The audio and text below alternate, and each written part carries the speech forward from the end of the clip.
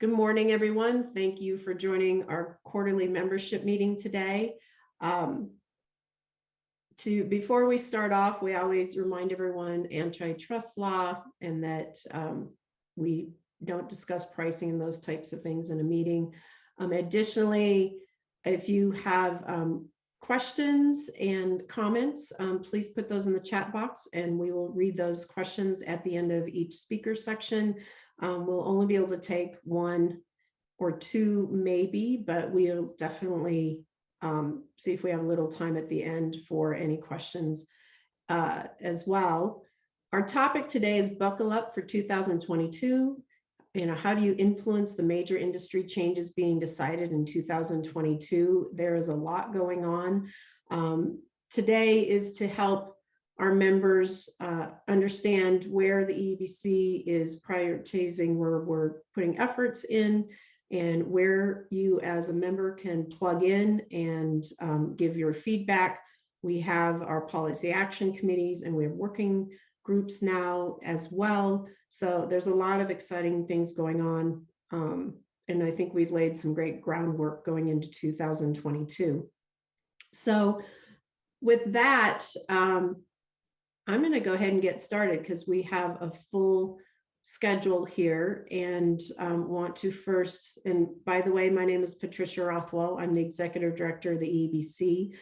Connie Neuber is also coordinating the call this morning. She's our Membership and Marketing Coordinator and Manager. And then also Nick Haynes is our Event Coordinator. And you might hear them give direction or ask questions throughout the meeting. So with that, I'd like to first introduce Justin Brant. He's the Utility Program Co-Director for SWEEP, the Southwest Energy Efficiency Project.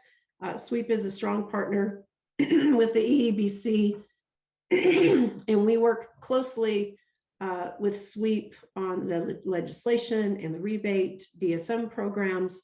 And we, EEBC, just as a reminder, we bring the business voice to energy efficiency, which is the business development and policies and the types of things that you need as members for your business to grow in energy efficiency. And I think with the energy transition that's happening right now and the goal setting by the utilities, states and cities and counties, there's this looming goal of 2030, and a lot of the decisions that are being made by those organizations are going to be discussed today. And we'll be talking about what they see on the horizon that's coming in these, a lot of times the DSM is called intervening, and the settlement processes and EEBC, we create a platform for you to give your feedback and submit proposals for improving rebates, what changes need to go into legislative bills, as well as just the day-to-day operations. What do you need? And what do we need to change in the marketplace to help our businesses grow? And I think we have quite an opportunity for us to take advantage of these opportunities that all this change is creating for businesses and the challenges. So we're excited you're here today. And Justin, we'll go ahead and start with you talking about the local regulatory update, what's coming for all of us to plug into. Great, thanks. Thanks, Patricia, and good morning, everybody. Let me get my screen up. So I'm going to provide a brief overview. Thanks for the introduction, Patricia. A brief overview of some of the major proceedings and goings on at the Public Utility Commission in Colorado over the next 6 to 12 months. There's a lot going on. As Patricia said, I think Buckle Up's a pretty apt title. And a lot of what's going on is sort of implementation of the bills that have been passed in the legislature over the past couple of years. So with that, I'll jump right in. I guess the first major proceeding that we're expecting is Xcel Energy, the biggest utility in Colorado, is going to be filing what's called their DSM strategic issues docket. This is where the commission sets targets for electric, natural gas energy efficiency, as well as budgets. It's a policy docket, so it doesn't really get into the nitty gritty of what their programs look like, what types of technologies are eligible for incentives, things like that. It's higher level, more looking at sort of what is the state policy as it relates to energy efficiency. This Xcel was required to file this by March 1st of next year, though they've recently reached out to us, and I think we're expecting them to ask for an extension, probably till July 1st timeframe. So it'll likely come in the middle of the year next year, but we don't know for sure. So for the first time, this proceeding is also going to include beneficial electrification targets. Likely, again, all this stuff is sort of unclear, and just reading the tea leaves in conversations with Xcel at this point until we, see what they actually put before the commission. But they are required at some point, not next year, to file a similar filing related to setting beneficial electrification goals for the next 5 years. And we expect at least some of those years to be included in this proceeding as well. I think this raises a question of what these sort of goals are going to look like. Traditionally, the commission set targets for, kilowatt hours saved, therms saved. I think with beneficial electrification and the state's greenhouse gas targets, it's likely that these goals could take a different form this year, or there might be multiple goals, a kilowatt hour goal and a goal related to greenhouse gases, or some jurisdictions are looking at maximizing, the benefits of the program. So I think, that's an unknown. I think there's a lot of opportunity to shape that. And in talking to Xcel about, what they're planning to do with this extension, essentially, we gave them the message that they should be doing work with stakeholders in that time frame to help identify what these opportunities are and work with us so that what does come in July, hopefully can have a little more agreement among parties. I think there's also likely going to be some targets around demand response. That's been a hot topic for some parties in the state. And that's never been something that Colorado's had. And with Xcel's, they've got a resource planning proceeding going on right now in front of the commission, and demand response has been a big issue there. So in addition to those high level, questions about, what are the targets, what are the goals, there's also opportunities in this docket to modify sort of cost effectiveness, how we're measuring the benefits of the program. I think the big issue there is going to be related to greenhouse gas emissions, how we quantify the social cost of carbon, the social cost of methane, which were included in the bills last year. And then in addition, you sort of set the utilities incentive mechanism, how we're incentivizing the utility to achieve benefits, what's their profit motivation essentially from investing in these technologies. And then finally, I guess something I thought folks on this call would be interested in, I think we're expecting, though certainly not for sure, that Xcel is going to make some sort of proposal around tariffed on-bill financing for residential customers. So what tariffed on-bill financing is when, essentially a customer through the utility would be able to get financing for energy efficiency and electrification improvements.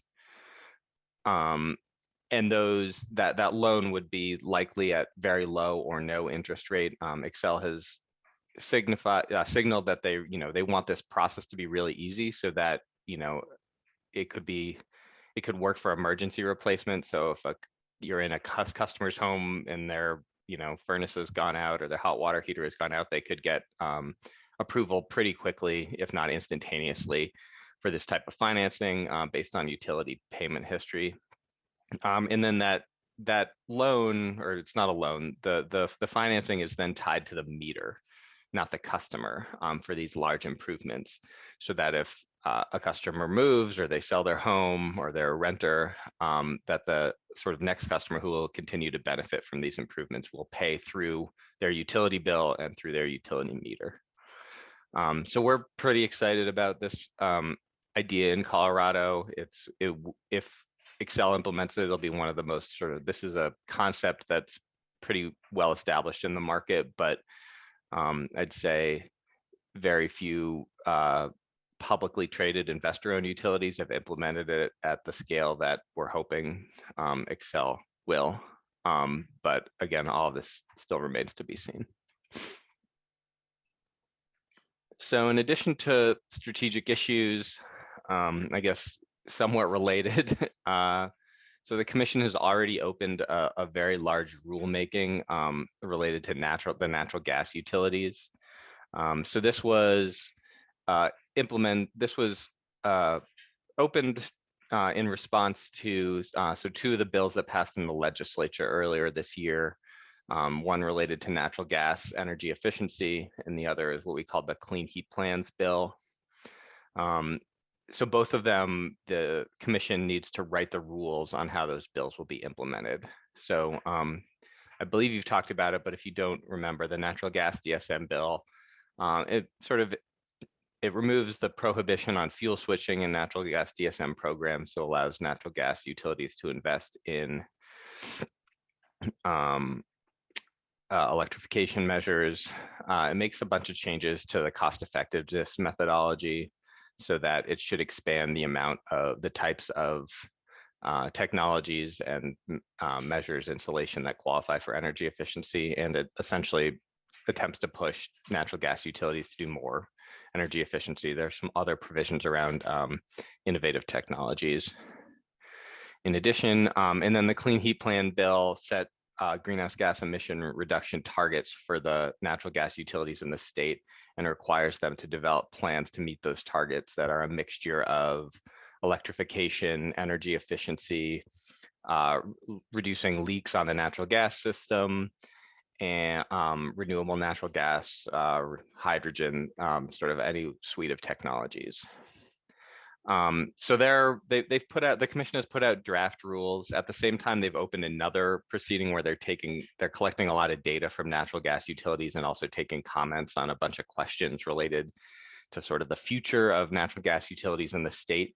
So they've really expanded this process. The rules they've put out are very broad. They get into a lot of questions around long-term planning for natural gas. These are sort of the big questions a lot of states with greenhouse gas emission reduction ambitions are tackling, which is, what do we do with the natural gas utilities if our goal is to be carbon free by 2050? We sort of have to wind those utilities down or find ways for them to decarbonize over time. So the commission has really is using this rulemaking and this companion proceeding as a means to begin to answer those questions for Colorado, which I think are still sort of an open book. So in the rulemaking initial comments, so I guess I'll start with this companion docket. The commission asked a series of questions of stakeholders. Comments were due in September and then November. Still unclear what the commission is going to do with those answers. They also collected a lot of data from the natural gas utilities in November. And then in the rulemaking, initial comments are due on the draft of the rules they made at the end of January 25th. There's reply comments due a couple weeks later. And then there is a public hearing. The initial public hearing in this proceeding will be February 17th and 18th. So I think you can make comments in a rulemaking either in writing or orally. It doesn't matter to the commission or whether you'll be listened to or not. So I think there are certainly opportunities in likely the public hearing might be an easier way to enter. But certainly opportunities to bring the business voice. I think the commission has signaled that they're interested in hearing from companies involved in energy efficiency and electrification about sort of what's the potential for these technologies to reduce natural gas, sort of how big can you go, and what are the opportunities there as they weigh those against other types of options to reduce emissions from natural gas, things like renewable natural gas. I guess the future of this proceeding after February 17th is really up in the air. It needs to be done. The rules need to be done by next December 1, 2022. But what's going to happen between February and December, I don't know. The commission has signaled that they're going to sort of modify what they've put out at some point based on the information they've received in this other proceeding. They're required to hold a number of other workshops and hearings, including in disadvantaged communities. But we really don't know what shape or form that'll take. I think it's likely that they'll, work in this first section to identify the major sort of points of contention and issues, and then probably have more specific workshops and hearings on those topics moving forward. I guess next is distribution system planning. So this is a first in Colorado. Other states have gone down this road before. So in 2019, the legislature required utilities to submit distribution system plans. So these would be plans about how they're investing in and operating the distribution system. These are the wires, we see all over our neighborhoods, not the big transmission wires, which are already under federal jurisdiction. But in general, utilities in Colorado haven't really been required up until now to have any transparency about investments on a distribution system. So we see this as a big step forward. So the commission spent, a couple of years writing the rules to implement this legislation, which were finalized at the end of October. So they're still pretty fresh. But in those rules, Xcel is required to file their initial distribution system plan by the end of January. So pretty quick turnaround. Again, we expect them to ask for an extension, 60, 90 days, somewhere in that range. From this January 31st deadline, and again have signaled to them we'd support the extension if they use it to work with us and other stakeholders to, take input on what they're putting in. There's a lot of questions that need to be answered for this first DSP about how you measure things. What are the benefits of different investments and technologies. So I guess Black Hills is then also required to file a distribution system plan by the end of January 2023. So I think for this group, the distribution system plan, the non-wires alternative requirements are probably some of the more interesting ones. So, for the first time, the Xcel, all the utilities are required for any time they're going to make an investment on their distribution grid that's over a certain threshold. They need to look at, can we meet this investment by investing in distributed energy resources, energy efficiency? Can we avoid this investment through investments in things that are not, poles and wires? And if the investment does meet that criteria, they're required to release an RFP to sort of go to the market to see what's the price of these alternatives and can it compete with the utilities investment. I think the idea is that, hopefully there are certain investments in other areas have looked at this where you can avoid them. If we can reduce load through energy efficiency, demand response, solar storage, things like that, maybe we don't need to put in a new transformer or we don't need to upgrade distribution lines. So we can save all customers money, but we can also utilize sort of distributed energy and zero carbon resources. So we're excited about that. The question of how you weigh those two investments is one of the big ones that we're working with the company on, sort of how you do that. That needs to be answered in this first distribution system plan. And then I guess the second, I think, big piece for this group is there's a carve out in the rules for the utility to submit pilots, essentially. There's an R&D bucket is what I see it as, for the utility to invest in interesting projects that are unproven, but that the rules say minimize system costs, improve system performance, and or reduce greenhouse gas emissions. The company is required to consider all proposals from third parties for pilot programs and report on what they've received and considered as part of their filing before the commission. So I spoke with Xcel yesterday, and they were earlier this week, they were a little surprised that very few companies had reached out to them already under this provision, given that their first DSP will be filed soon. It's been a quick turnaround. They haven't done a lot of outreach, but I think there is opportunity if folks on this call have ideas or technologies or basically ideas about pilots that, the company needs to consider them, and they do have money to invest in them. And, this is a really quick turnaround. And then I guess finally, the last major piece that we're looking for in next year. So Excel, they usually do energy efficiency plans on a 2-year cycle, or they do them on a 2-year cycle.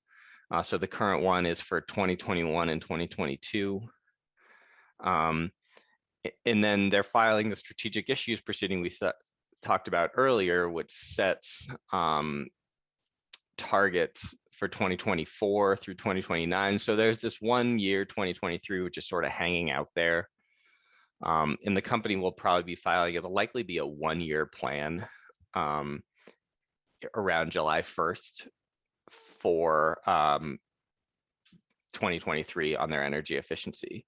But in addition to that, they are required to file their first beneficial electrification plan by July 1st, 2022.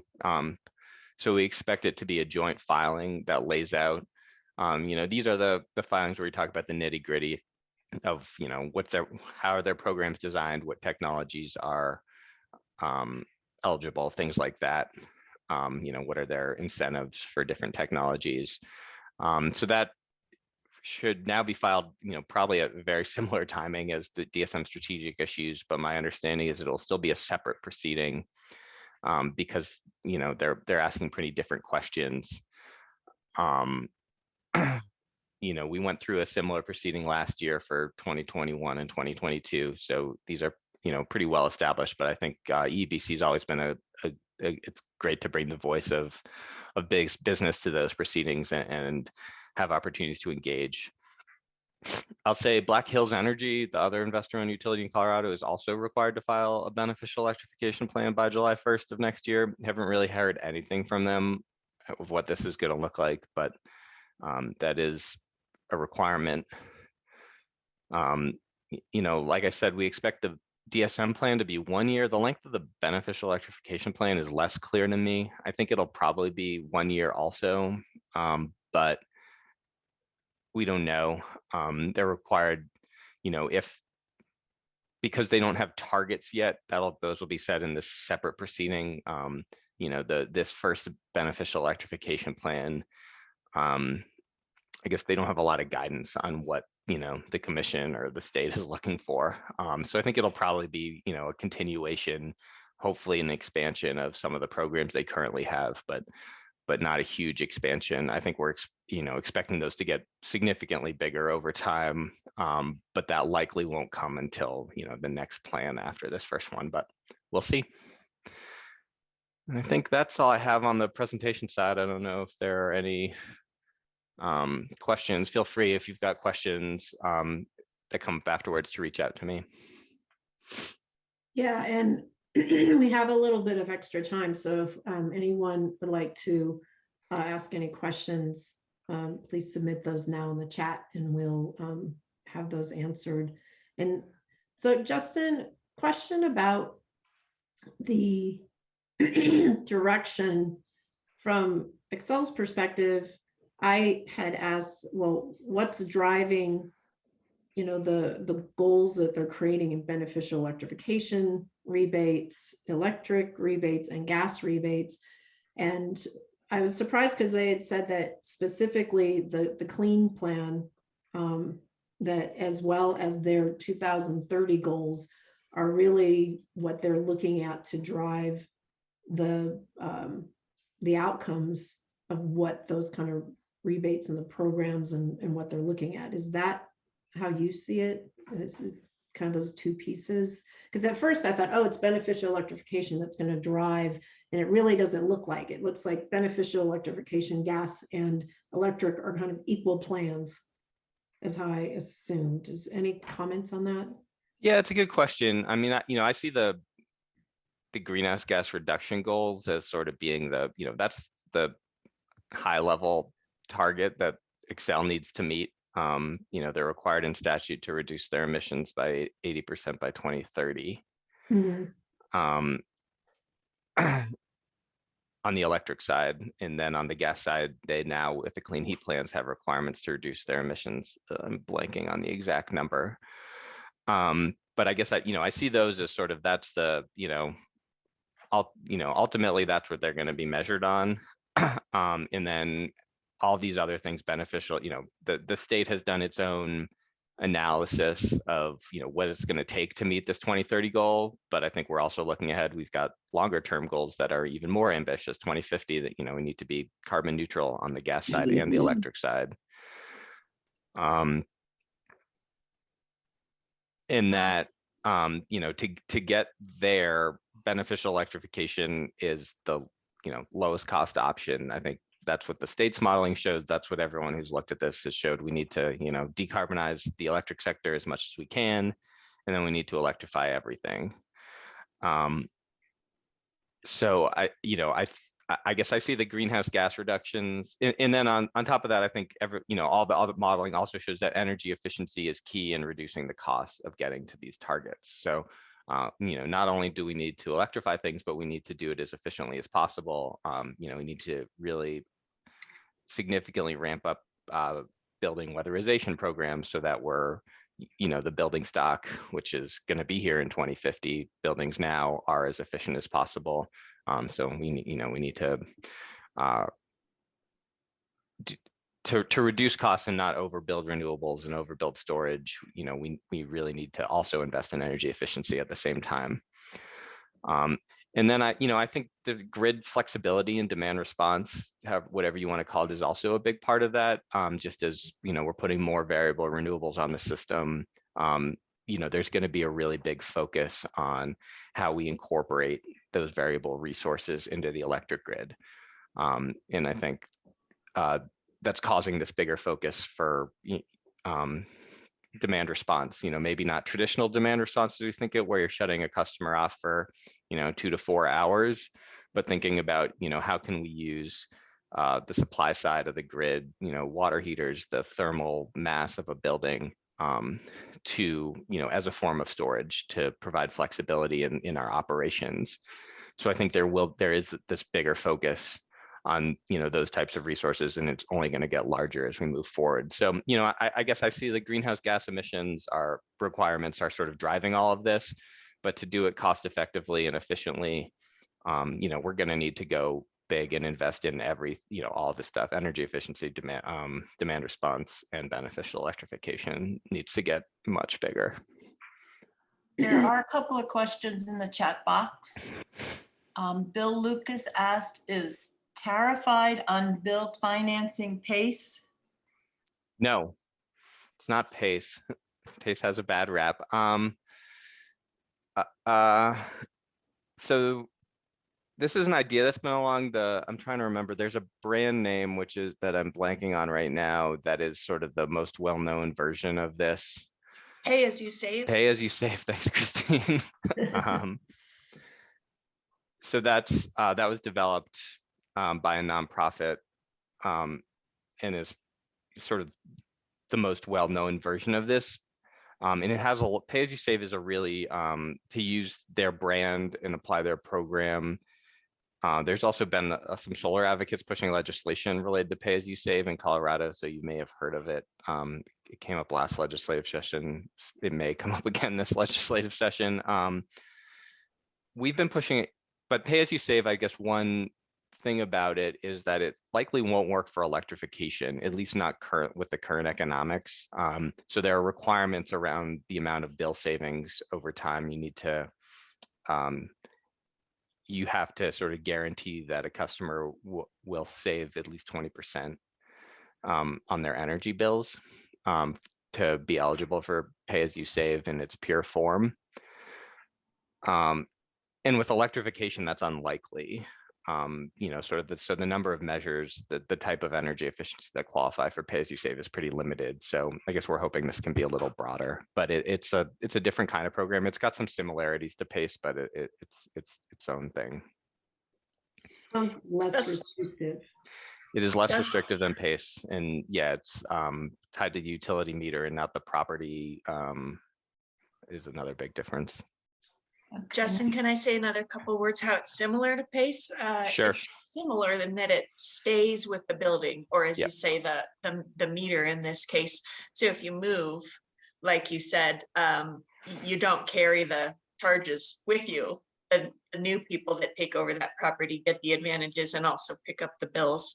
So that's kind of similar to the structure of PACE, right? And then the Yep. other one, of course, is just that you're paying for the project as you go along with the savings rather than totally paying up front Oh, and reaping the savings later. Yeah, it's, I mean, I guess it's trying to get at the same barrier, like Christine said, which is, energy efficiency investments are long-lived, and the person who lives in the house now might not have an incentive to invest in things that, if they're not planning to be there for 10, 20 years. So by tying it to the property or the meter, you're hoping to overcome that barrier. Let's see. We have one question on bill financing is very exciting at the residential level. Have you heard anything about the prospect of the same for small businesses? Yeah, that's a good question. So we've been working with a bunch of other sort of partner organizations with Excel on this. So a lot of the cities, City of Denver, City of Boulder, Boulder County, and they're really interested in expanding this to small business customers. Excel's been they've pushed back a little on that. I'm not totally sure why. So I think it's a possibility, but I don't know how likely it is at this point. We'll see.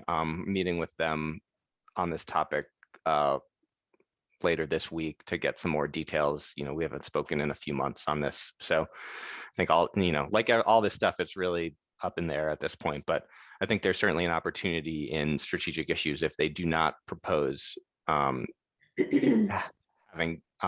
this type of financing for small business to push the company in that direction. Carmen has a question. Where are the pilots for the DSP supposed to be submitted? In person, or is there a web page or form? As far as I know, there is no formal submission process. I'm happy to pass on contact information to the correct folks at Excel. You'd probably be best just reaching out directly to them. It's, like I said, these rules were finalized a month ago. I think the company is scrambling to put together a very big and ambitious undertaking quickly. So this is one area that, I don't think they've really got any sort of defined process, but they do have to listen. So Justin, they have their traditional process, and I don't know if it's related to the DSP or not, but where they have a piloting team, there is a website link that you can go to and submit an application. I just think there's an overarching, and we don't want to get into the details too much of it, but the piloting process that they have, that form is designed for one product and one savings metric. And I think a lot of the proposals that our members have are multidimensional, right? They have multiple products working together with multiple criteria and metrics. And I've proposed that process be changed slightly, in that maybe there's a vetting process to vet ideas before you go into filling out a form that doesn't really fit the current, where they're going. So yeah, I know we've heard a lot of complaints about their energy efficiency sort of new technology form. This DSP process is completely separate from that, though. So that's what I was wondering. I think it is, the rules are really broad, so the company has a lot of discretion here, but I think it really is designed to look sort of more broadly at programs, not you say, hey, let's try this new widget, but it's more saying like, hey, can we, control storage solar and tie it to electrification, energy efficiency, and have it work well together, and potentially get savings to avoid a new transformer. So I think there's a lot of opportunity, yeah, to propose, sort of mini programs rather than thinking of it, let's pilot a new technology. The rules talk about pilots and programs under this R&D section. So yeah, I wouldn't expect it. I would hope it's very different than their process for sort of new energy efficiency technologies. That's helpful. And just to plug for, our policy action committee, we have a lighting action group, a HVAC heat pump action group, and then we really believe, based on where energy efficiency is going and how it's being elevated, kind of back into one of the primary tools, along with the other, beneficial electrification and whatnot, that we need to have. Used to be a air sealing and insulating committee, and we're thinking it needs to be more like a shell envelope insulating committee. So we'll talk about those at the end, but I think that's where some of those pilots can be brainstormed, and we just have to figure out how to take them to the table. Yeah, no, I think there are those opportunities. I think one of the questions around strategic, as you mentioned, insulation, air sealing, I think one of the questions in strategic issues is going to be sort of what natural gas energy efficiency starts to look like. There are parties in the state that are saying we shouldn't be incentivizing furnaces anymore, efficient furnaces anymore, because those are long-lived natural gas appliances, and we should be electrifying those end uses. So I think the company's stance and sweep stance is, we're still in the transition, and there's a role, we want to, if we're going to, a lot of furnaces are going to be replaced in the next few years, and we want to make sure those are efficient as possible. But I think these are some of the, the bigger questions of, at some point, the natural gas programs do need to transition more towards building envelope weatherization and away from furnaces, hot water heaters technology, to some of these things that it doesn't matter what your fuel is, they're still going to provide benefits over the lifetime of the home. Great point. One quick comment that's from the chat box about calling it whole buildings committee. And that's something that we've been trying to figure out how to encompass the shell, insulating, air sealing, whole building. So that's being kind of noodled around right now. I think there is one other question, and just when you say PACE has had kind of a bad rap, can you give us a little bit of kind of information on that so people understand? I think there's challenges with PACE. We don't have to get deep into it. But. Yeah, and I'm not an expert in PACE. Christine might know more, honestly, about some of the challenges. But it's more challenges, the bad rap about residential PACE in particular, which we don't have here in Colorado because of kind of the bad rap.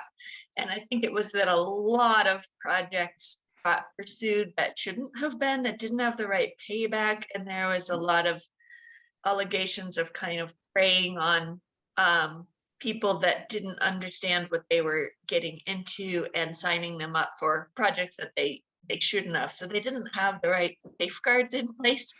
Kind of the concept is good, but the rollout and effects weren't. And that was mostly coming from California.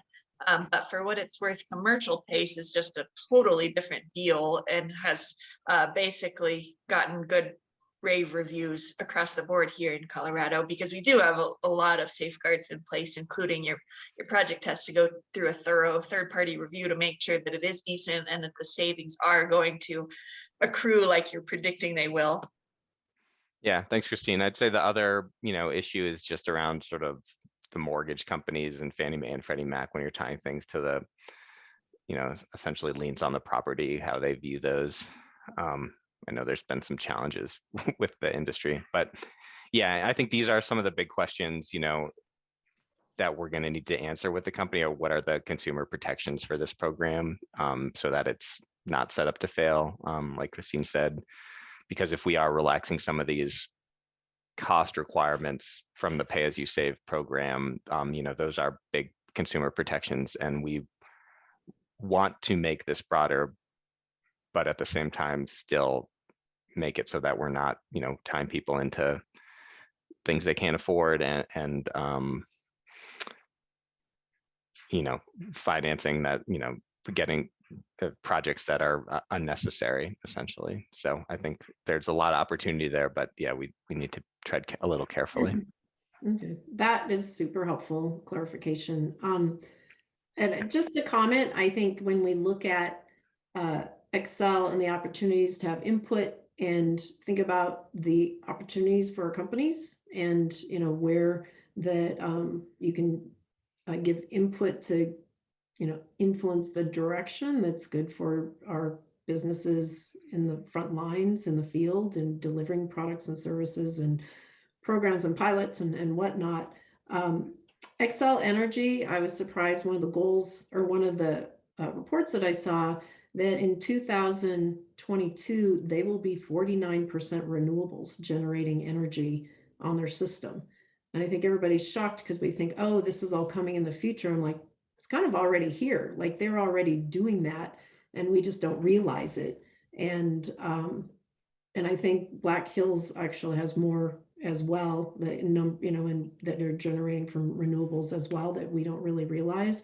So I think that's just notable to realize that where we are in getting to 2030, 80% electric grids and decarbonized grids.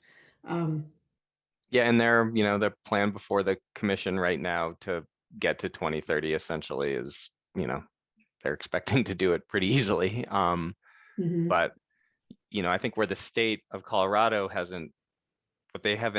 what's been missing, I guess, is how all this ties together. They've looked at the system planning, so like renewables in one bucket and energy efficiency in one bucket and beneficial electrification in a bucket and demand response in a bucket and, the natural gas utilities in a bucket. But at some point, and I think the commission is realizing this too, they sort of need to look at all this stuff together. How do we decarbonize in a least cost manner? And so I think all these proceedings next year, while they're individual, I think, the PUC commissioners have signaled that they need to think about all this stuff holistically. And I don't know where they're going to do it. It's certainly come up in this electric resource plan for Excel that's going on right now.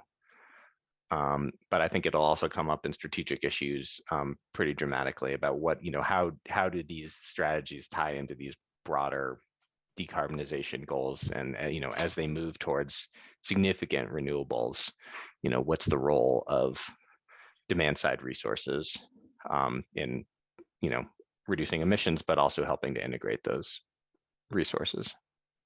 No, I think that's a great ending to where is all of this going. And I know that Excel is working on, and I think we might have them see if it's ready in March at our next quarterly membership meeting. Like essentially, is there enough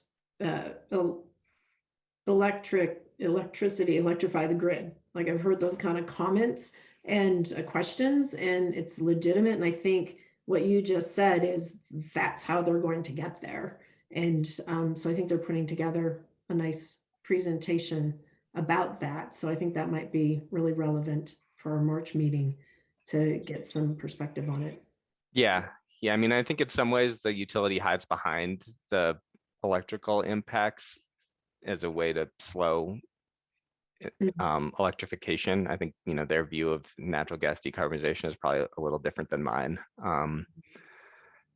So yeah, I agree. These are issues we need to address and think about. And,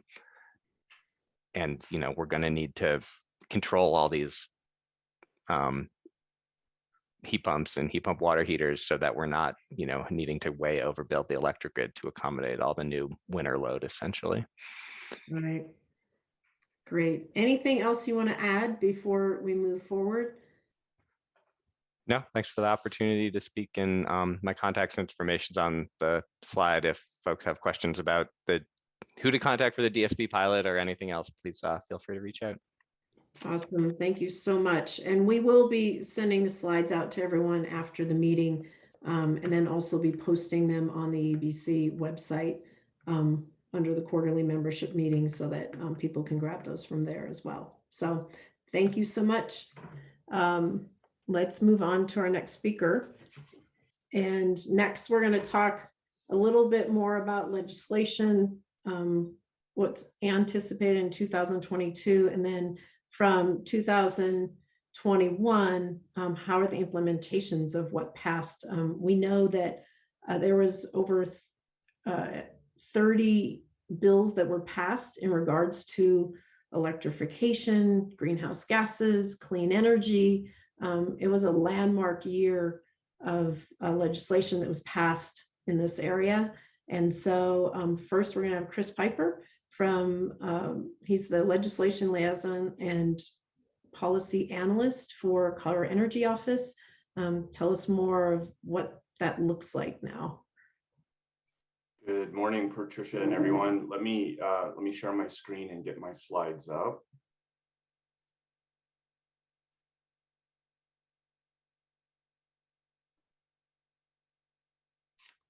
How's that? Can you see the slides? Yes, thank you. Great. Yeah, good morning, everyone. For those of you who don't know me, I'm Chris Piper, and I serve as Governor Polis's legislative liaison at the Colorado Energy Office. I'm excited today to offer you a high-level look at the legislative priorities that we're pursuing in 2022 around climate and environment. So in the last cycle in 2021, we made a huge push in passing many of the major policy priorities in the Colorado greenhouse gas pollution reduction roadmap, many of which Justin detailed earlier. Thank you, Justin, for that. This cycle, we are making a big push through budgetary proposals that will advance transformative changes in the climate and the environment. And these proposals have been packaged into what we have termed the Air Quality Investment Package. And I'm going to go through and highlight those with you this morning. The way I'm going to break this down is into three kind of logical groups, one being in the transportation sector, a $255 million investment, $114 million investment in air quality monitoring, regulation, and incentives, and $55 million in buildings. And these numbers don't quite add up because we're also including in this presentation $125 million in related housing investments, which includes $100 million in strong communities and 25 in affordable housing. And so there's a little bit of overlap there between what's going on in the affordable housing task force at the legislature and this air quality investment package. So in the transportation sector, there's going to be $150 million for an electric school bus investment. This new school bus electrification grant program will jumpstart the transition of Colorado's diesel school buses fleets to 100% electric. The program will also help districts leverage federal and private financing. We are proposing $28 million program for an ozone season transit fares. Essentially, we're hoping to create a program for free ridership during the ozone season, typically in the summer through early fall.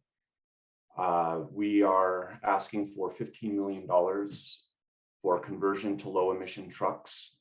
Older diesel trucks are a major source of both particulate pollution and nitrogen oxides, which continue to contribute to ozone formation. And so we're trying to get some of those trucks off the road and replace them with vehicles meeting current emission standards.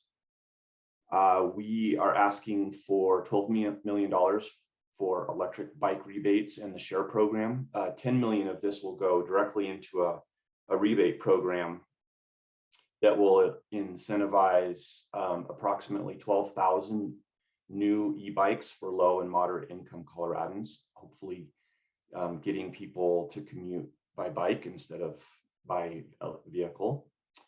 We are proposing $40 million in the multimodal Main Streets program. So over the past 2 years, this program through CDOT's Main Streets program has revolutionized the department's partnerships with cities and towns across the state with respect to the use of urban roadway space and active transportation. So this request would build on this success, and the key projects in the 10-year plan will jumpstart a comprehensive focus on establishing better multimodal access along state highways in urban areas. And then we're seeking $10 million for the Burnham Yard Front Range Rail project. Essentially, this is to do NEPA studies in this at this particular site to really help along the Front Range Rail project. So now moving over into air quality and industrial emissions, we're seeking $50 million in an industrial clean air grants program. These grants will focus on spurring near-term investment by industrial sources of pollution to make improvements that will reduce emissions of harmful air pollutants, including air toxics, particulates, ozone precursors, and greenhouse gases. We've been talking to industries. This one's pretty exciting for the energy office, but we're talking to a lot of industries about how they can propose some projects and get some of this grant money. We are seeking $4.5 million for a cannabis industry energy efficiency program. This resource would support an extensive management program for the cannabis industry and would focus on carbon emissions, energy and water reductions for the industry through assessments, program support, tools, and financing. We are seeking $7 million for oil and gas aerial and localized monitoring. We are seeking $52 million for CDPHE's air quality transformation program. This is a pretty big one. The proposal represents significant new investment in air pollution for the Air Pollution Control Division. It's going to include over 100 full-time equivalent employees.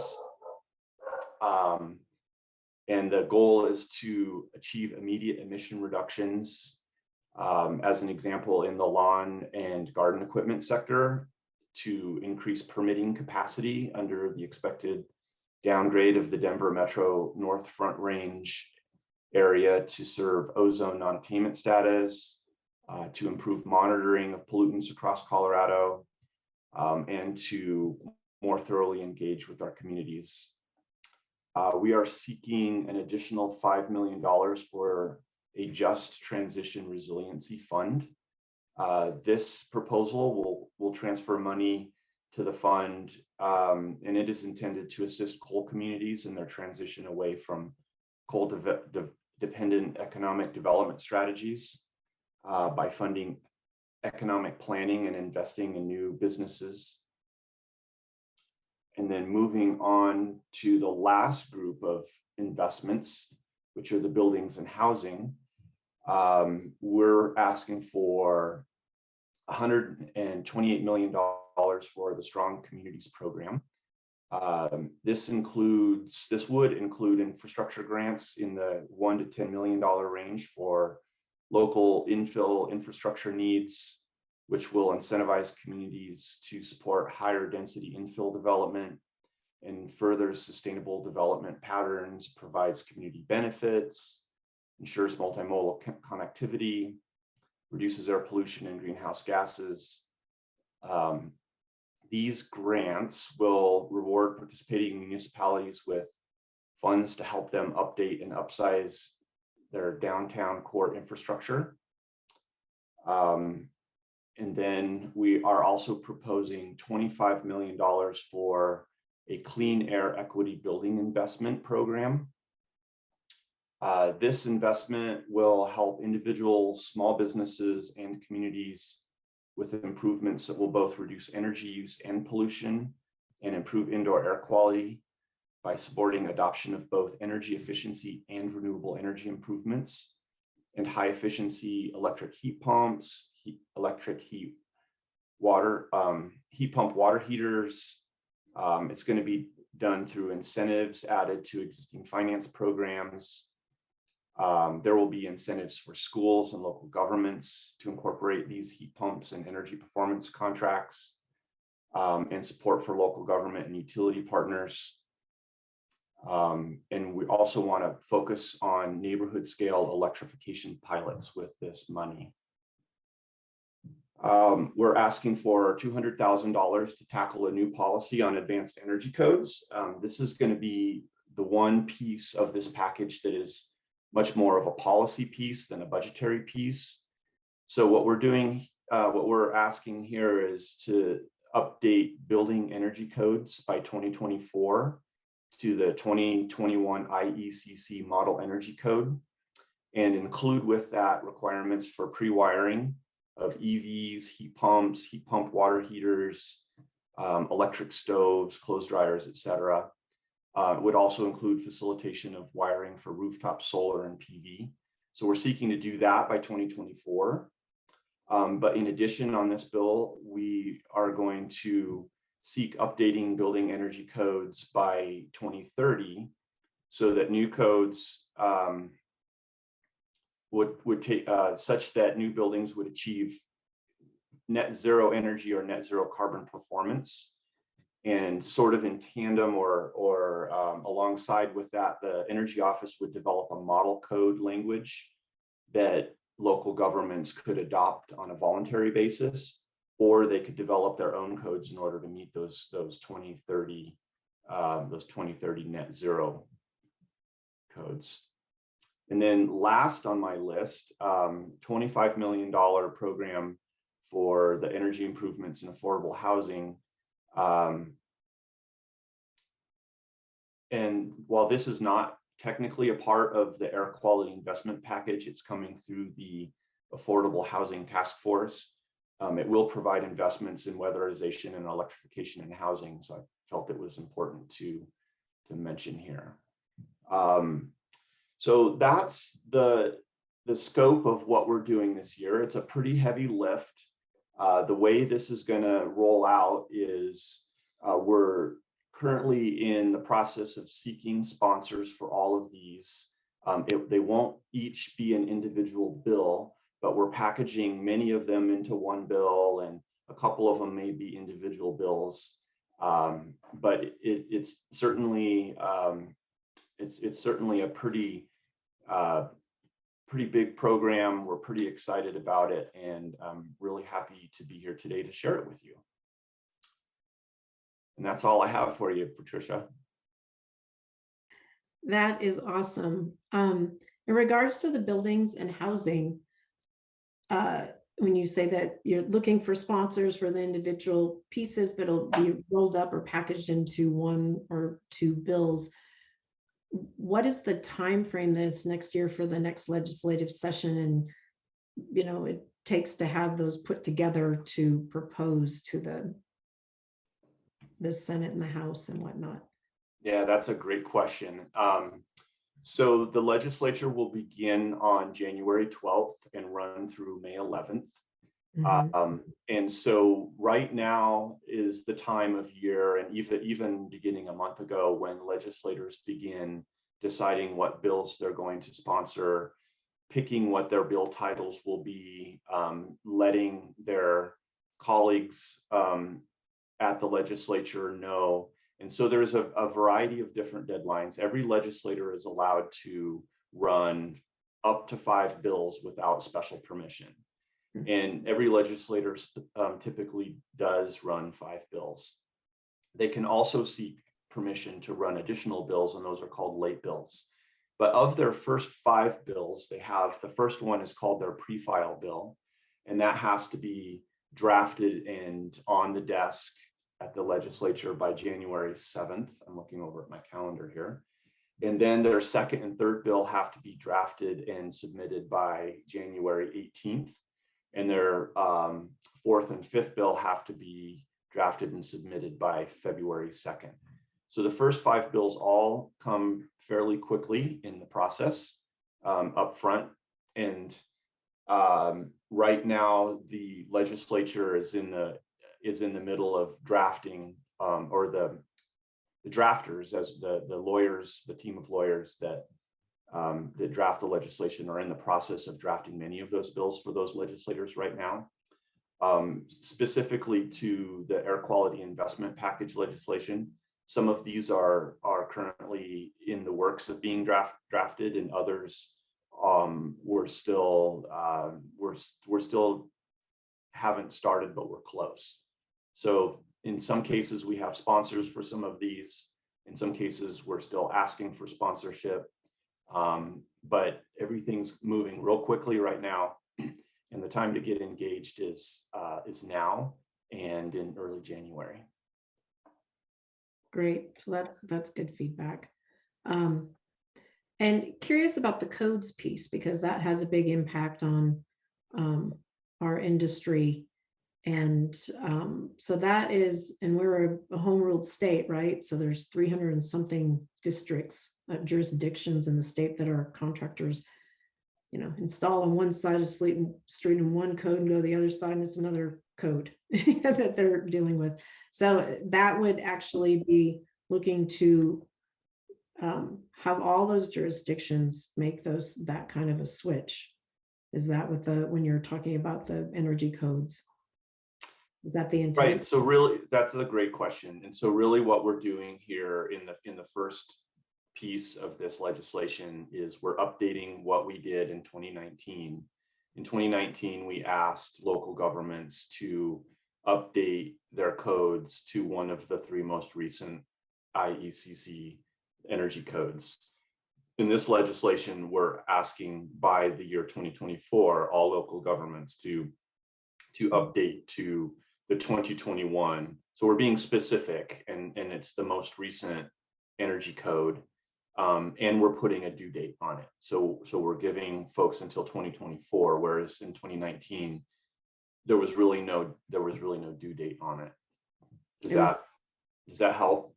Yeah, that does, because I know that with the 3 codes, it was basically if a jurisdiction was going to go to the next code, they had to make sure it was one of those 3 codes when they made their next jump, and Correct. to get into that. So great, because that has a lot of influence on, especially our new builds and what's happening. So great. Any questions from the group before we move forward? That's really helpful, and it's such a big picture, right? You have all the utility PUC activity going on that we talked about, and then at the same time you have all these new budgets, and it seems like through the pandemic, indoor air quality virus, eliminating technologies has completely changed our whole attitude, and realizing that indoor air quality, I think, never got associated with their homes, because it was a hard disconnect for builders to get the homeowners to make that connection. I think that's a big change, which is going to be interesting how that drives, where the policies go here. There is a question from Robbie Schwartz. Does this code initiative override home rule? Is that legal? Yeah, that's a great question, and I'm getting in a little over my head, and I might have to. I see Christine has unmuted. Maybe I can call on a friend. Right. I think that remains to be seen. They are trying to write it in a way that it would be legal, but there are lots of tricky legal questions because codes have traditionally been in the realm of local government adoption, and some of that is in the Constitution. So they'll definitely have challenges.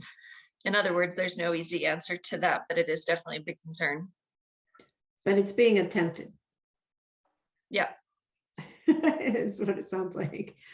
Okay. If there are no further questions, then thank you so much, Chris. That was super helpful to see our priorities and what's it's going to look like in this next legislative session. The EEBC has been invited to testify often in, through SWEEP and different organizations with companies to talk about what those things mean to our industry. So that is something that as a company, if you're interested in having input and or you want to contact your local representative to say, I have a business and I have X amount of employees, these are important and it'll increase my business by X. That's, you know, something that you can do, and we can give you information to help, you know, guide that if you'd like to. So with that, since you're on the screen, Christine, and you're next, thank you, Chris, and Christine. Thank you for having me. You bet. Christine Brinker is the senior buildings policy manager for SWEEP, and she was voted to be a part of some important committees and is going to give us a report on what's happening in them, proposals that sound exciting that have been proposed by the group for large buildings in Colorado. So take it away. Thanks. I thought I'd first start with a couple of other bills that we have in the hopper that Kristen had mentioned. One is to repurpose or redirect some funding that goes to local governments, to redirect that funding towards climate and water projects. In particular, right now, there is a fund that goes towards local government projects called Energy Impact Assistance Funds, EIAF. It comes from part of the oil and gas severance taxes and the federal mineral lease royalties. So that gets into a pot that is then distributed, some in competitive grants and some in direct allocations to local governments.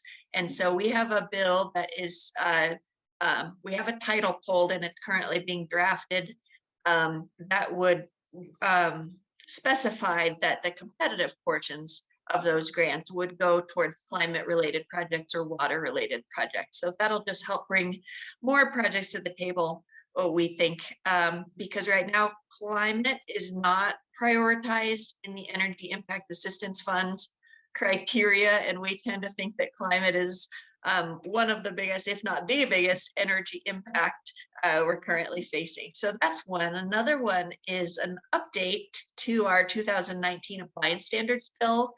And as you'll recall, that bill set minimum energy efficiency or water conservation requirements for a dozen or so different products, commercial and residential products both.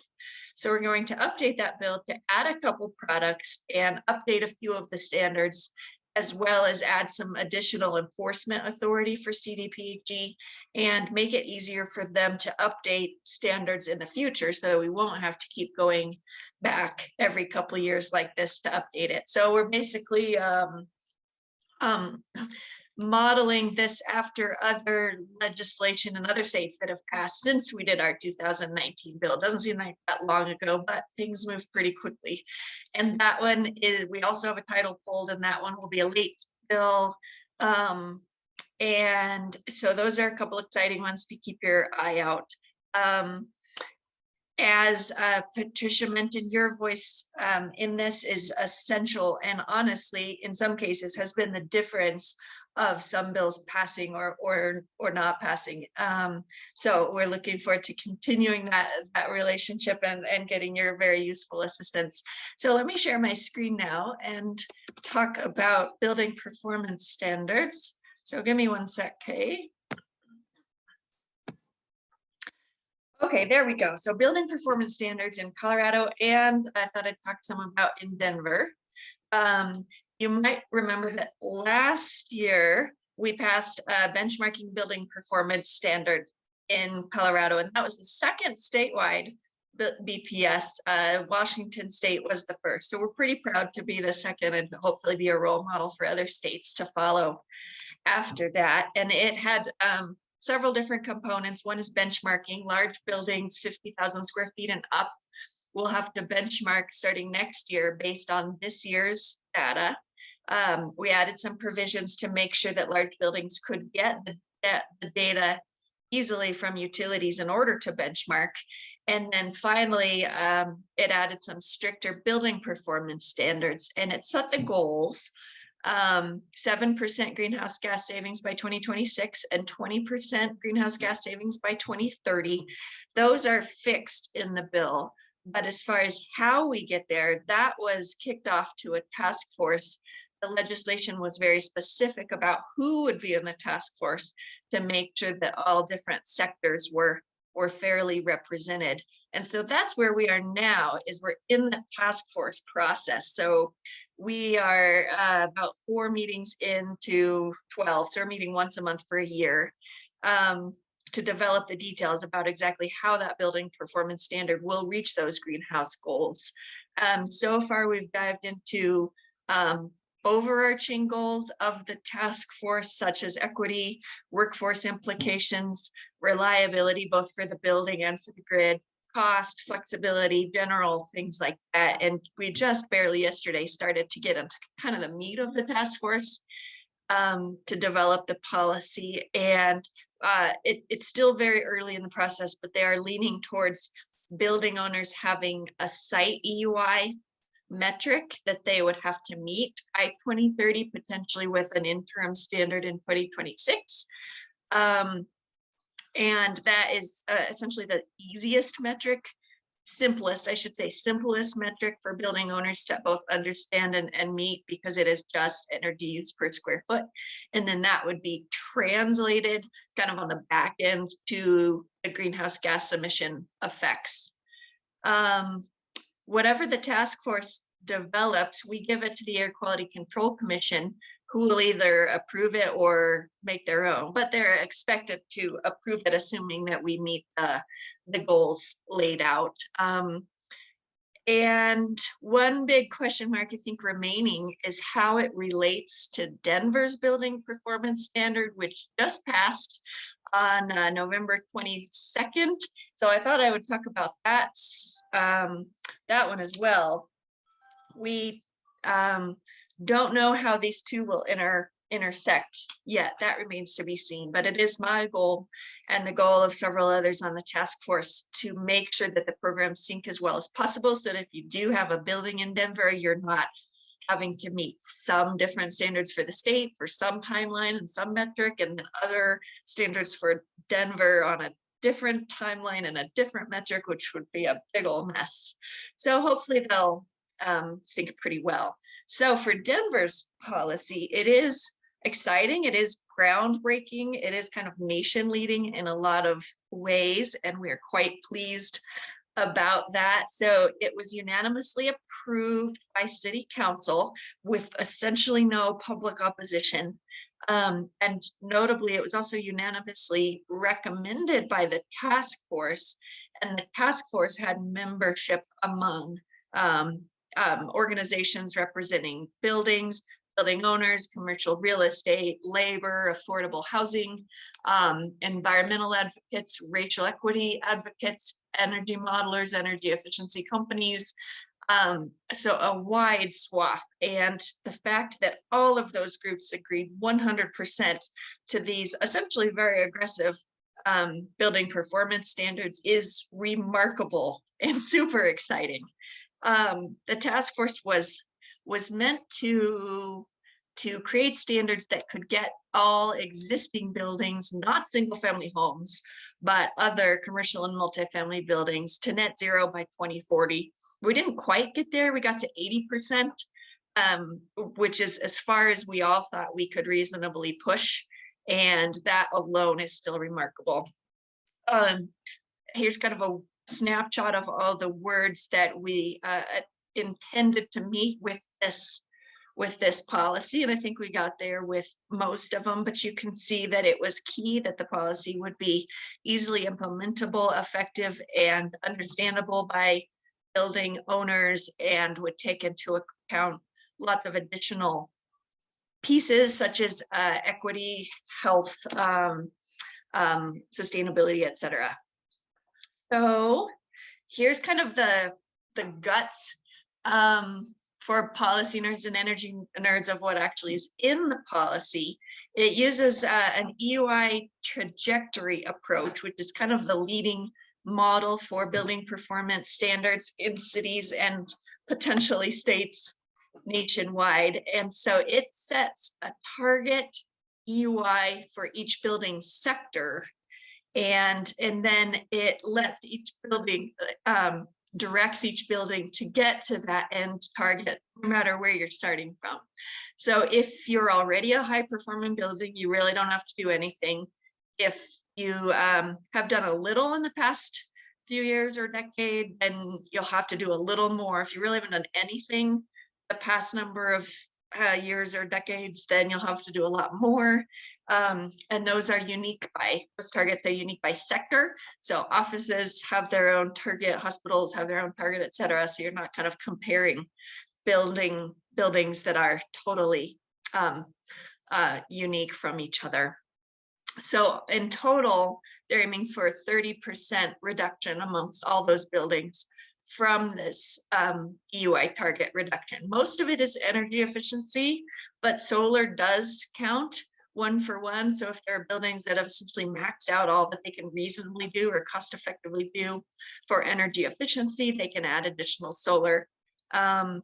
And how I described it is really kind of blunt, but in fact, it's really flexible with all sorts of flexibility built in at any point. For instance, you can petition to change your baseline year or your baseline score or your end target, or meet your interim targets in a different way. So there's all sorts of nuance in there that I kind of glossed over to make sure that it counts for every building's unique situation. For instance, if you're going to put in a new HVAC system that you know will be a huge increase in efficiency in the middle of the cycle, then you can kind of let the city know that so that you can skip your interim target, because you can say, we're on the ball, we're just not going to meet this one, but we will meet the end goal. So that's an overview for large buildings. Small buildings, though, are also included in kind of a different way. Small buildings, 5,000 square feet to 25,000 square feet. They have just plain simply a choice of installing all LEDs or solar. If they already have one of those, then they're good to go. So they just would have to prove to the city by the deadline that they have one or the other. Let's see. Okay, so this part that I just mentioned, the renewable energy efficiency and renewable policy, gets about 2/3 of the savings that are expected from this policy. The other 1/3 is from electrification. And it's the first that I know of across the country that is taking this exact approach. I haven't heard of any others, but it is very well thought out and comprehensive, and moves us towards electrification in a gradual, measured, thoughtful way. And the gist of it is it applies to heating and water heating, so not gas stoves. They're just leaving those aside for the time being, mainly because they found that the gas stoves were only maybe 1% of the greenhouse gas emissions compared to heating and water heating making up the bulk. So it really wasn't worth the fight for on a greenhouse gas basis to include stoves. So heating and water heating at the time of system replacement. So when you go in to get a permit for a replacement for your heating and water heating system, the only kind of permit you'll be able to get is for a heat pump based system. But just like I mentioned in the previous slide, there are so many nuances and additional flexibility to make it not quite as black and white as I just made it sound. But it goes in 3 different phases. The first phase, of course, as you can imagine, is basic education and outreach. And then it moves into pushing heavy on incentives for any building that is going to switch to a heat pump to essentially kickstart that transition over. And then that second phase also includes, permitting parity. Right now it's really super simple to replace like for like. So if you have a gas system, it's really simple to put in a new gas system, but it would be a lot more complicated to switch from gas to electric. So they're making permitting parity. That is through when you go to replace a gas for gas system, it moves to commercial walkthrough process instead of just essentially a form online. And then you also have to show that you've done 2 out of the following 3 things in order to replace gas for gas. You have to either do a gas leakage test and then fix any leaks that show up there, or right size your equipment, which they should be doing anyway, but I guess the city has seen problems with that, or get a schematic for an electric-based system to make sure that building owners are at least considering that possibility. And then in 2024 is where they move to what I said before, where you go in to get a permit, you'll only be able to get in a permit for a heat pump based system. That is only partial electrification, so they don't have to have 100% of their load from electric. They can still have gas backup if they prefer. And it is only if it's cost effective, and they're defining cost effective, I think about roughly within 10% or so. So if you can show that it is wildly not cost effective, you can still put in a gas-based system. And then finally, in 2024 is only the so-called easier to electrify systems, mainly rooftop units and split systems. So they're leaving harder to electrify systems like boilers and PTACs for a later year. So that'll start in 2027. And that is all extensively data based. They really dove into the costs and the technology types to develop that, to develop these rules. And then in these later years, the incentives that would be initially open to all buildings will start shifting to just under-resourced buildings, or buildings that are serving traditionally disadvantaged communities. And on that point, I should mention that equity and racial justice underpinned the effort at every step of the way, better than I'd seen in literally any other task force process. So they really got the message that this needs to be a policy that works for all Denver, all building types, all building owners, all different communities, to make sure that it's not causing additional burdens on buildings that have enough burden to deal with already, or their tenants. That is a whirlwind overview of Denver's building performance policy. Like I said, it is very exciting, very groundbreaking. This is a done deal, so it's already passed. And right now they're writing the rules that will put specifics to what I just said. So I think that's it, and I'll take any questions. Awesome. Thank you, Christine. Great overview. I think it helps us look at our businesses and where it's going and what they need to start preparing for now to take advantage of it, because it sounds like a lot is going to be happening fast and furiously with those rules.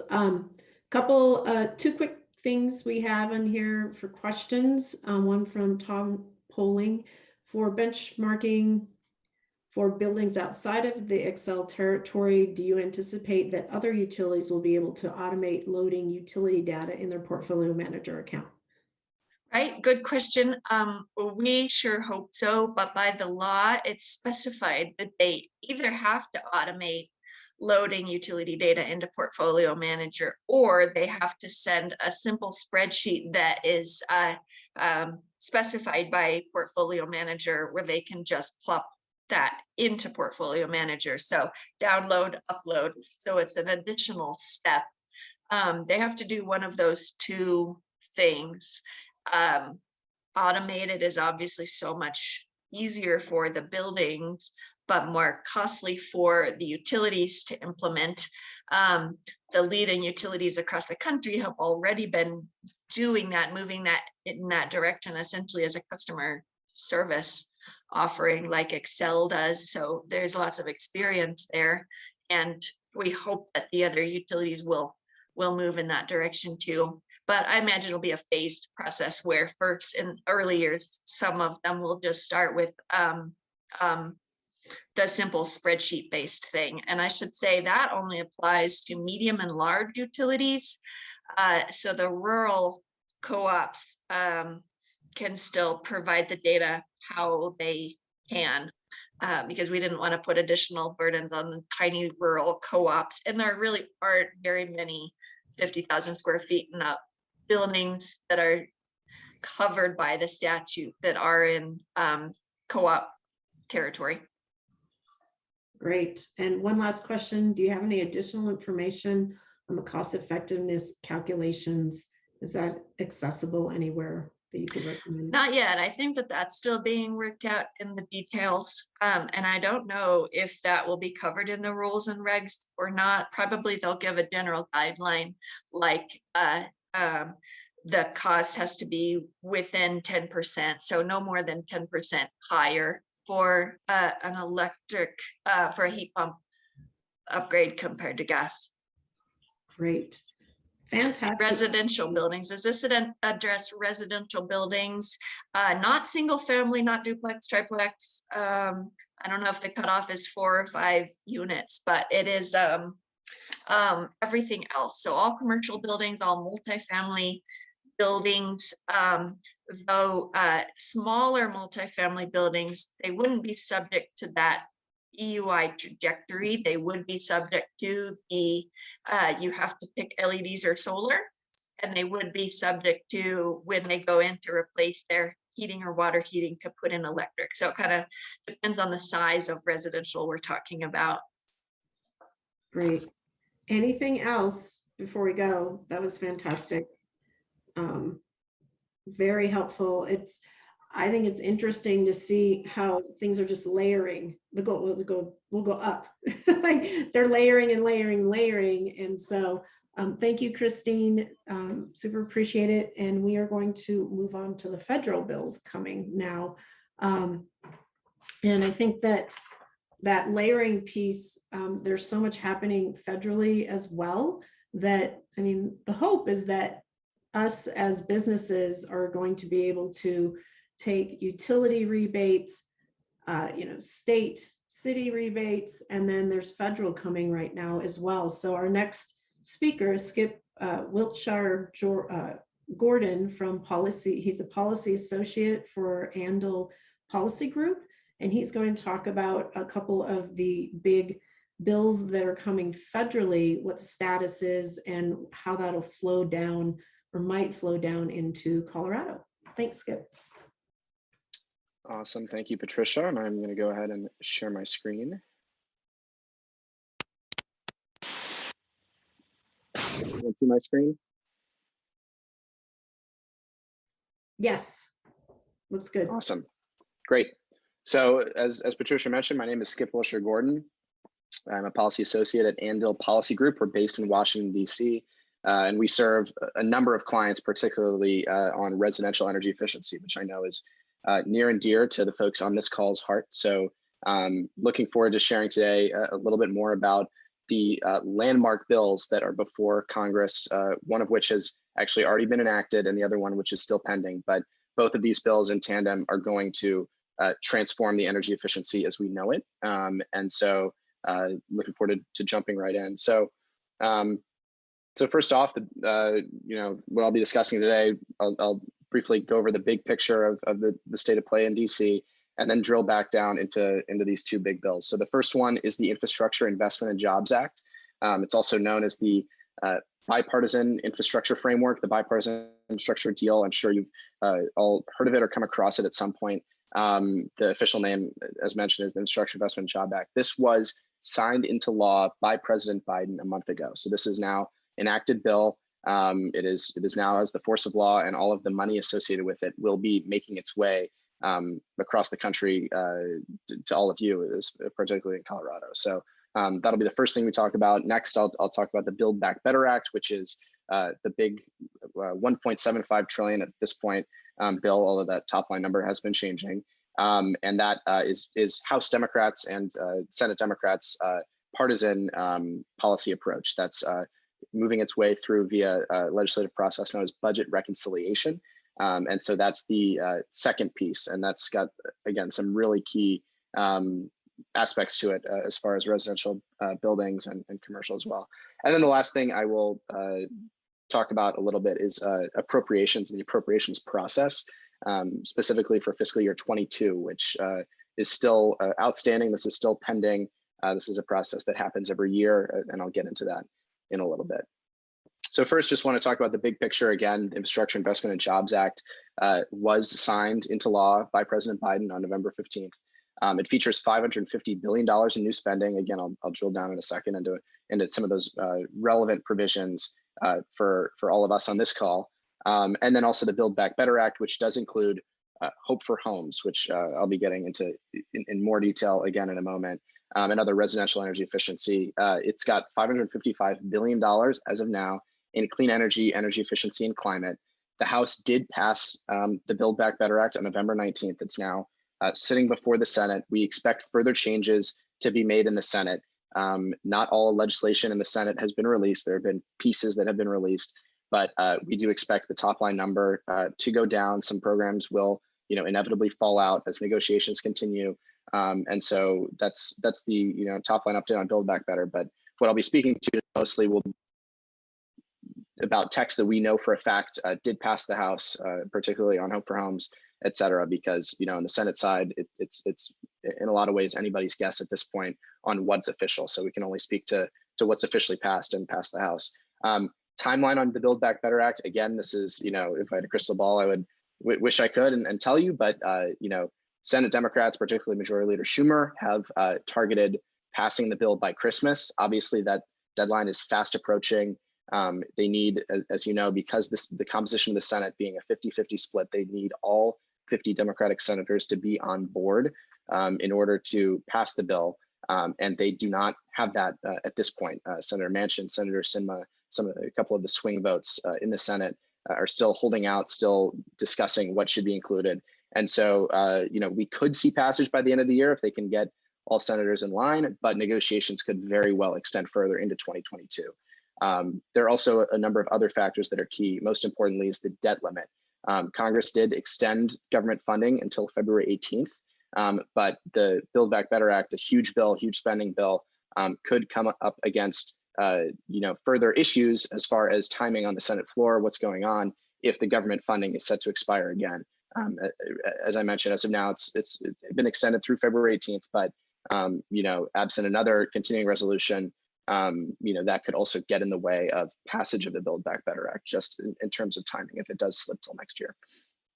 So I want to dive more deeply into the bill that did pass. Again, all of this money that you see here in the bill, the Infrastructure Investment and Job Act, was signed into law by President Biden. So there's a lot of money coming just from this bill. Again, this is all confirmed past money that the Department of Energy is working as hard as they can to get out to all of you, particularly in Colorado. So $3.5 billion just for this year appropriated for the Weatherization Assistance Program, which I'm sure many of you work on and are very familiar with. So that'll be really key transformative money. $500 million for the State Energy Program, which will be allocated by formula funding. So that money will be going to Colorado as well as all other states by formula. $250 million for the Energy Efficiency Revolving Loan Fund, capitalization grants. That's run again through the State Energy Program, and you'll sense it, pick up a theme here, which a lot of this money is going through the State Energy Program, just given constraints on how the money can be spent. State Energy Program is about to see a ton of money go through it and then have that be passed along to the states. So $250 million for that. $550 million for EECBG, Energy Efficiency and Conservation Block Grant Program. That was initially funded under ARA and then has expanded, which is the American Recovery and Reinvestment Act of 2009, Obama stimulus. They're looking to expand that again here, and it has been. This money again has been approved. Money for LIHEAP, which I'm sure you're all familiar with. Really key money for workforce education and training programs, including as part of that last piece, the Insulate Buildings Act, $40 million going specifically for competitive grants to energy auditors, awarded via state energy programs. So that's going to be some key funding as well for workforce, which I know and we've heard frequently is a really big challenge when it comes to the residential energy efficiency space. So that'll be key money for energy auditors. And then the Insulate Buildings Act, which was a priority of Energy and Natural Resources Chairman Manchin, who again is a key player on this, would provide funding for residential insulation, and I'll speak about that now. So just more about big picture on the residential energy efficiency update. Again, all the numbers that I did just show you have all been enacted. That money is going out the door. And we have heard from DOE officials, they're working as fast as they can. I want to double back briefly here. DOE is working as fast as they can to get this money out, again, because it's been approved. The issue that they'll run into is, for some of these programs like WAP, SEP, all of these programs that already exist, it's going to be much easier to get the money out the door faster because there are already protocols there. For newer programs like the Insulate Buildings Act, which is brand new, that's where DOE is anticipating it's going to take a little bit longer. So as far as timing, which I'll get into in a little bit, they're moving as fast as they can. There are already some RFIs that are out. Expect more early next year. But as far as getting the money out to Colorado, to other states, the likelihood is you'll see money as part of established programs like WAP and SEP faster than you will newer programs that are getting stood up. And that's what we've heard from DOE.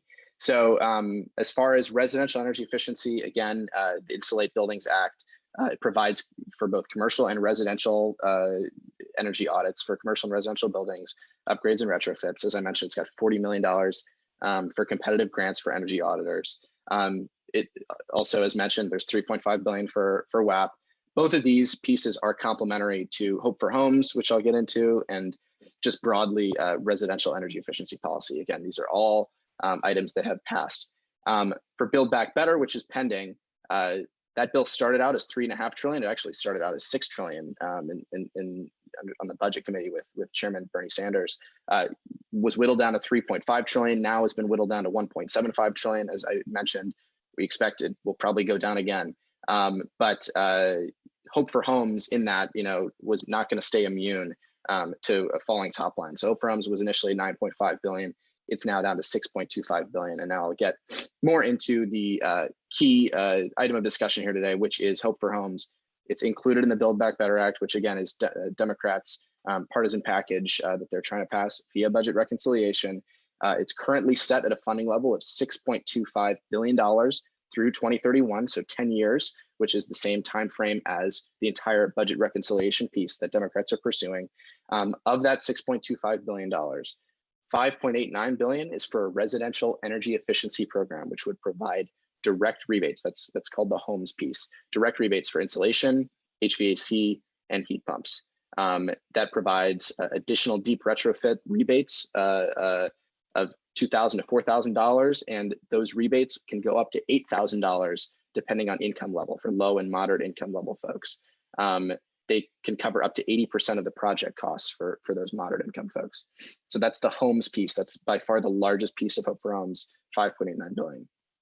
In addition to that, Hope for Homes includes, as of now, $360 million to support training for contractors. So building up the workforce, again, is something that's really, really key.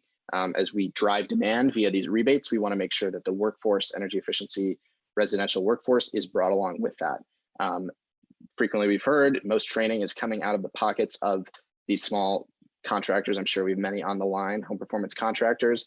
Right as of now, nearly all of that training is coming out of your pockets. Hope for Homes would help offset that. It would provide $1,000 per employee to the companies who are willing to cover costs of training. And it also provides $1,000 for each contractor completing the training. So really transformative to cover that really key training to build up the workforce to meet the demand that will be commensurate with the increased rebate opportunities under homes, as well as just the extant demand for obviously improving the home building stock in the state of Colorado and across the country. So because Democrats are using this budget reconciliation process, the initial Hope for Homes Act was probably 80 pages, had great detail on where the money was going, where, et cetera. Under budget reconciliation, that has been whittled way down because of this, arcane process that Democrats are having to use because of the existence of the filibuster, which would require 60 votes because they're trying to pass it with 50 votes. That's going to require less detail because they're going to have to run it through the state energy offices. And that's where the Hope for Homes money will be going. So that much is going to be left. The short answer to that is much of this is going to be left to DOE in terms of implementation. And so the Senate, again, is yet to release bill text on this, certainly is yet to vote on it, but Hope for Homes is expected to be included. So that's Hope for Homes. There are a few other notable things in Build Back Better on the residential side.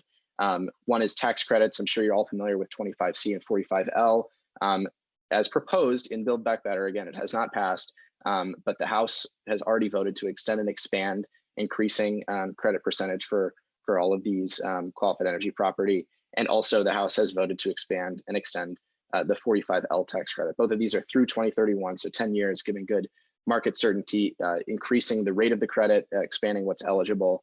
Hopefully, we think that's complementary to Hope for Homes and will be very helpful to the residential energy efficiency industry.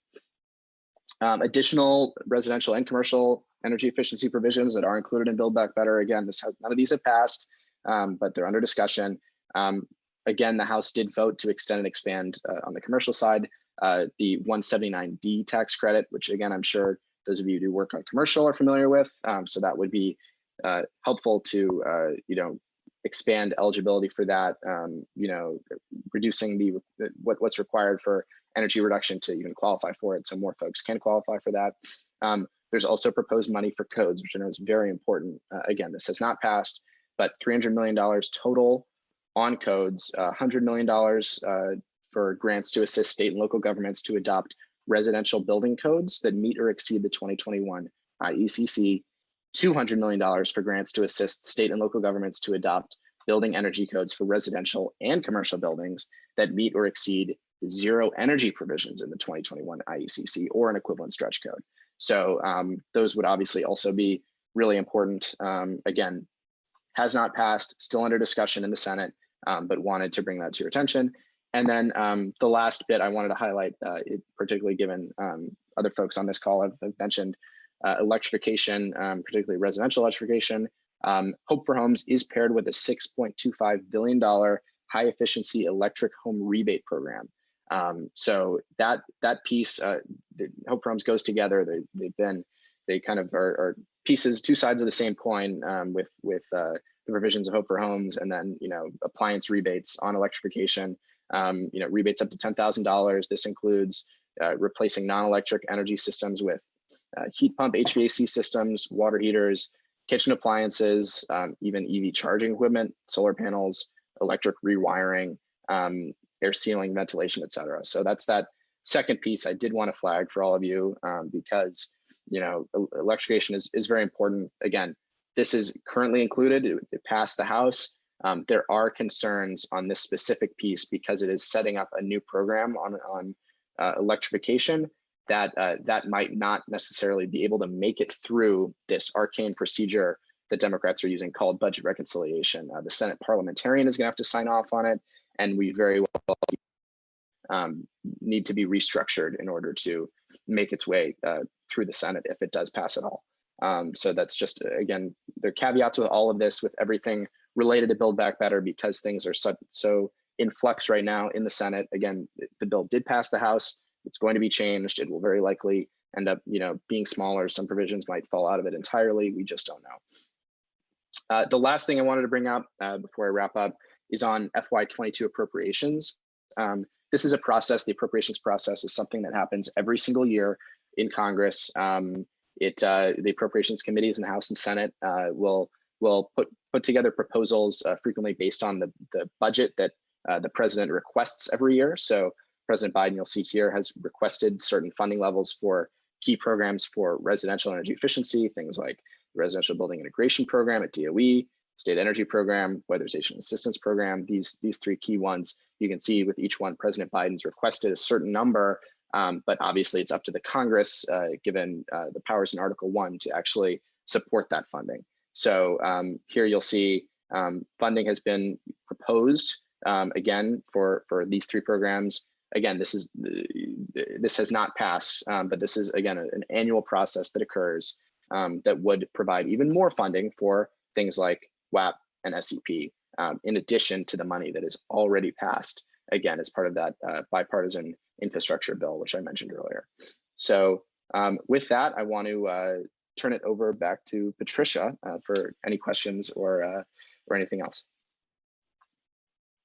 That's great. It seems a bit overwhelming to see that much coming through. And the question is, how much will really make it through to the state level and then turn into rebates and programs that our contractors can use, right? In working with the homeowners to help them transition into electrification, and as well as, all the different products. I like seeing, I'm an old OC employee, so I like seeing the insulation air sealing pieces in there as well. So that's great. I don't see any questions. Are there any questions before we move on? My comment would be everything that you've heard today all plays together in layering all this that's going to be happening in our market in the next couple of years. And how do we prepare businesses to transition and take advantage of those types of opportunities with the funding, the rebates, and the programs. And so to help EEBC's members do that, so Skip, thank you very much. That was super helpful and a great layering of the state, city, and the federal perspective of what's happening. It's overwhelming, to say the least, when you hear all of that. But for EEBC, so how do we help our members? What we are doing is we have our policy action committees and we have our action groups, which are our working groups. And next, we're going to have Carmen talk about, there's two things. There's a policy action group, which has been this umbrella that we've been working on these types of opportunities, and where we have a voice and can influence direction, especially like Christine said, that business voice has influenced some of those bills. And that is, thank you to the EBC members who stepped up and made time to do those things. And then those groups underneath are bringing the peers together in each one of the, insulation, air sealing, HVAC, heat pumps, and in lighting, to develop some of those piloting ideas and the different products and bring kind of these emerging technologies and demand response to the utilities throughout the state, so we can help be a part of their transitioning their organizations as well. So with that, Carmen Best is our outgoing policy action chair, and so she's going to talk about what we need to resource all of our groups with you guys. Thanks, Patricia. Yeah, I think I was going to give that little overview. So Patricia's opening is really helpful. When the Policy Action Committee kind of serves as an umbrella to how we mobilize action for all of this activity that we just laid down for the upcoming year. And it probably sounded fairly familiar from previous years as well, with strategic issues and DSM plans that excel, legislation. In my mind's eye anyway, it kind of goes in those three buckets of regulations, legislation, and then operations. So the things that are really, once they get through those two different gauntlets, as it were, you really have to think about how it is being operationalized and how that is affecting members. And that's really where the action committees can come in on the ideation, like Patricia is saying, when new legislation or new regulations are on the table, like all the stuff that Justin Brant laid out, these action committees can really help dive into the specifics of little elements of those proposals, and offer feedback and thoughts about how to take action. And then those flow up to the Policy Action Committee or the chair to say, hey, for EEBC, here is the panoply or the list of things that we care about for that proceeding. And then in the process of that proceeding, we have lawyers, we have other advocates that we're partnering with to be able to affect the changes that are going to help our members. So I have been honored to serve in the role of PAC chair over the last year, but unfortunately, I'm not going to be able to continue that into 2022. So I would love to reach out to me if you're interested in taking on the role next year. The ideal candidate would be someone who is kind of tracking all these policies for your company, and then you can just layer on kind of the element of EEBC's perspective. You'll get to work directly with Patricia on advocacy. You'll get to work with Justin. You'll run into Christine a lot. And then you'll also get to know a lot of the members and what their specific needs are as well. It is a fascinating role. You'll learn a lot about the context of what's going on in Colorado and what's hot and what's moving. And we're also looking at other support infrastructure. So we're waiting on some funding to get some more support for engaging in the strategic issues. That includes legal support and also potentially some consultant support. And then also we're looking at partnering with a university to have a graduate student intern that can also help with some of the outreach and tracking down the different issues. So if all of those things we went through today were interesting to you and you want to be at the pinnacle of the engagement of that activity for EEBC, send me a message or send Patricia a message, and we'd love to talk to you more about being the PAC chair. It is a board position as well, so you would be, in addition to being PAC chair, you would also be considered for as a member of the board. And that would be kind of another dimension of EEBC activity that is also quite fascinating. So Patricia, did I miss anything on that front? No, Otherwise we can highlight the action committee. Fantastic overview. Yeah.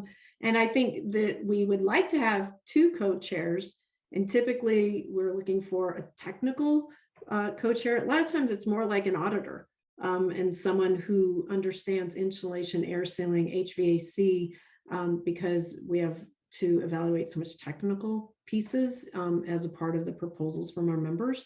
And then also the other co-chair has been oftentimes like an implementer, more of those sweeping things that happen with the utilities. So there's kind of 2 different skill sets that make that easier. And also I think if someone is doing the not legislative, but the DSM, utility work, and is involved with those on a regular basis, where it's not a heavy lift to relearn, but they're already doing the work, that also is helpful in a PAC chair. I don't know if you want to add more to that, Carmen. Nope, I don't have anything else to add on that.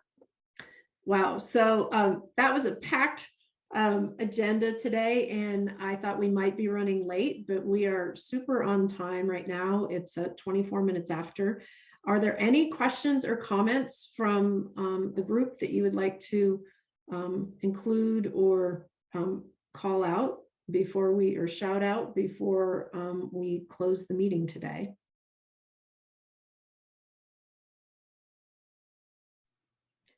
Patricia, could Mike and Scott just talk a little bit about the lighting committee and their survey? Absolutely.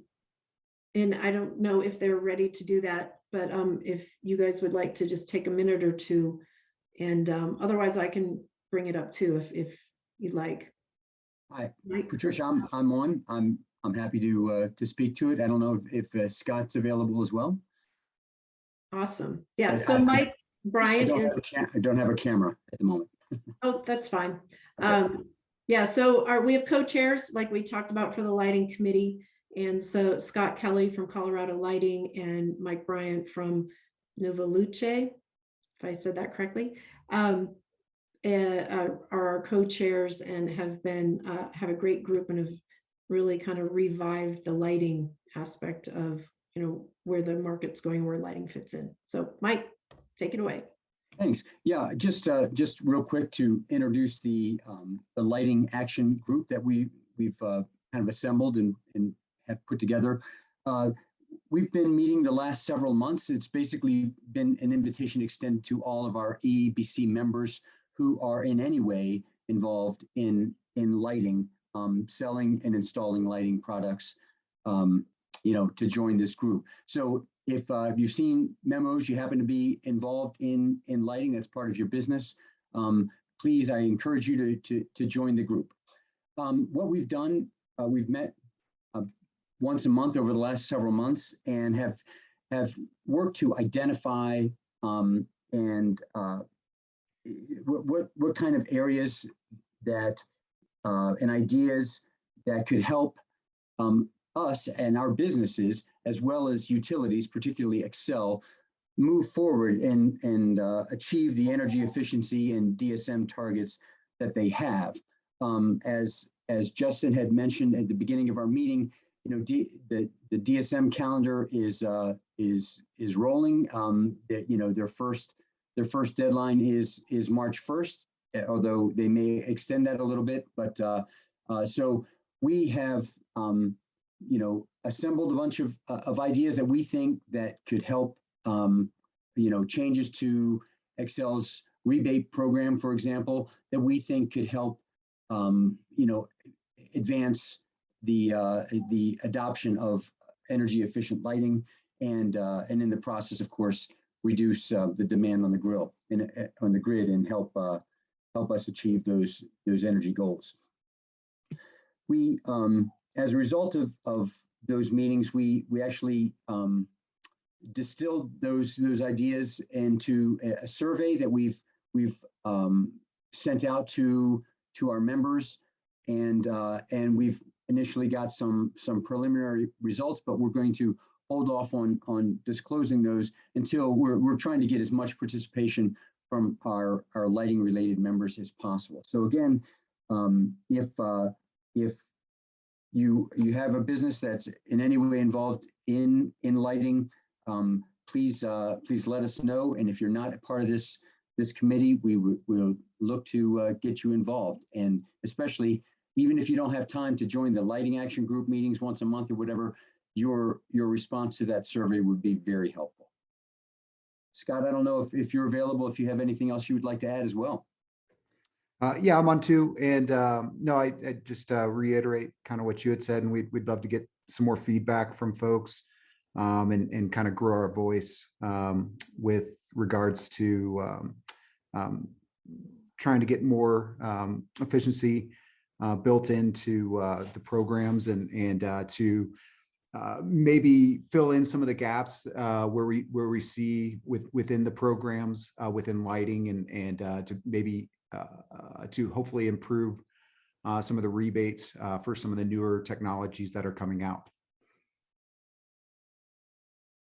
Fantastic. We should also add that we're looking to then have a meeting here in short order with Excel as soon as possible, probably after the holidays, unless Patricia, we can get something in the next week or so. Unlikely, but you know, to begin this discussion and give Excel some feedback that we think would be helpful in their setting up their new DSM programs. Absolutely. No, that's great, because I think that everything that we heard today, you know, looking at how each one of our industries fits into the direction and the goals of the utilities, the state, the federal stuff that's happening, it is so timely that our groups are looking at that and kind of charting a path to make sure that our industries are relevant and can help solve some of the goals and the problems that they have in reaching them, the challenges. So fantastic. In the chat box, we'll leave up the meeting here for just a little bit if you'd like to take the survey or email Mike and Scott to join the committee. So with that, thank you very much, everyone. Fantastic meeting. Have a happy holiday, and hopefully we can all come back rested and ready to hit it for the new year. So thank you. Appreciate it.